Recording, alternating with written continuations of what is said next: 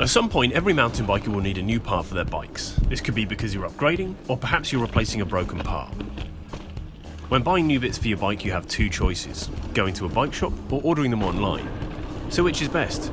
Well, we're going to discuss the pros and cons of both of these options in this video.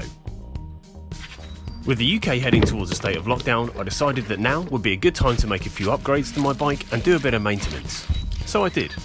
I gave it a clean, replaced the chain, changed the brake pads, and gave the brakes a bleed. These are all things you should be doing at least annually to keep your bike running smoothly. After some of my recent videos riding competition lines of the Kenda Southwest Enduro, I felt that my bike's bottom bracket also needed a bit of TLC.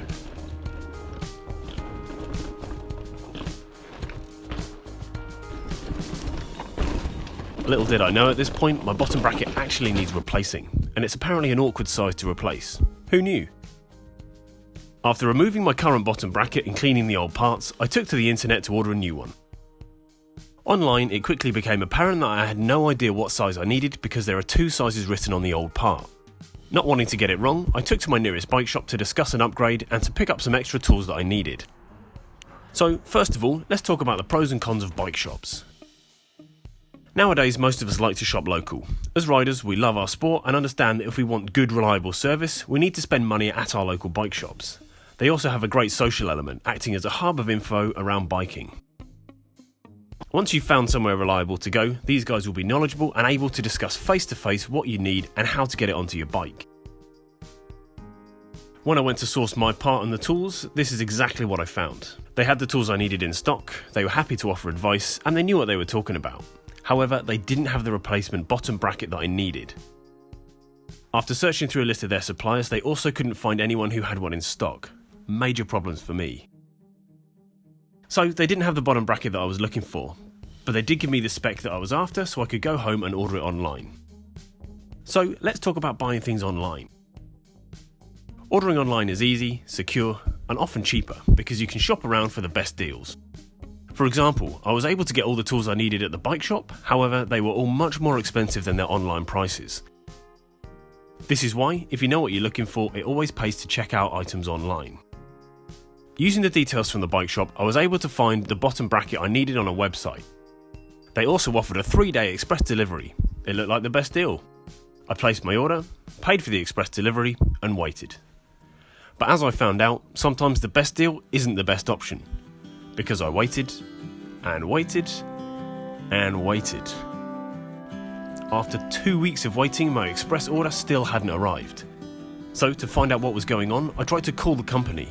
I ended up calling a number of times over a couple of days, and so far I've never managed to speak to anyone. I also emailed on numerous occasions and got no reply. This is where bike shops outperform online orders. When ordering at a bike shop, you can turn up and discuss things in person. When ordering online, you can't do this, you're literally just another order number.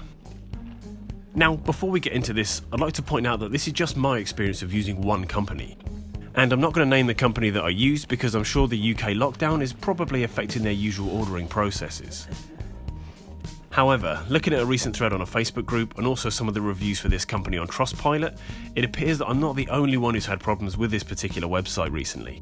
When checking out reviews for websites, it's important to note that every company will have a couple of bad reviews. This is normal for any business, from a restaurant through to a taxi company.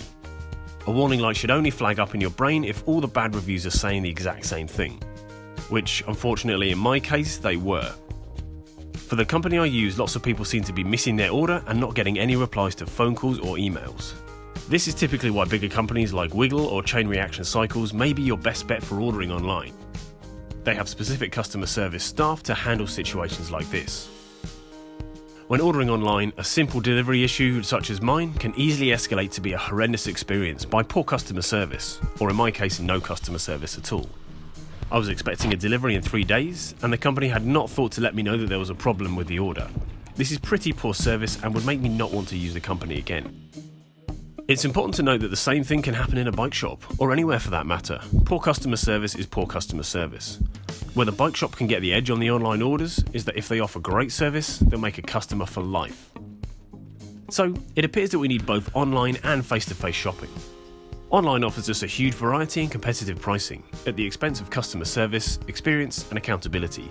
Whereas the bike shop can offer the exact opposite. They can utilise their knowledge and expertise to go that bit further in helping us maintain our beloved bikes. However, we may have to pay for the privilege. Food for thought. So, with that in mind, I'm off to chase up a part. Ride safe, and I'll see you next time.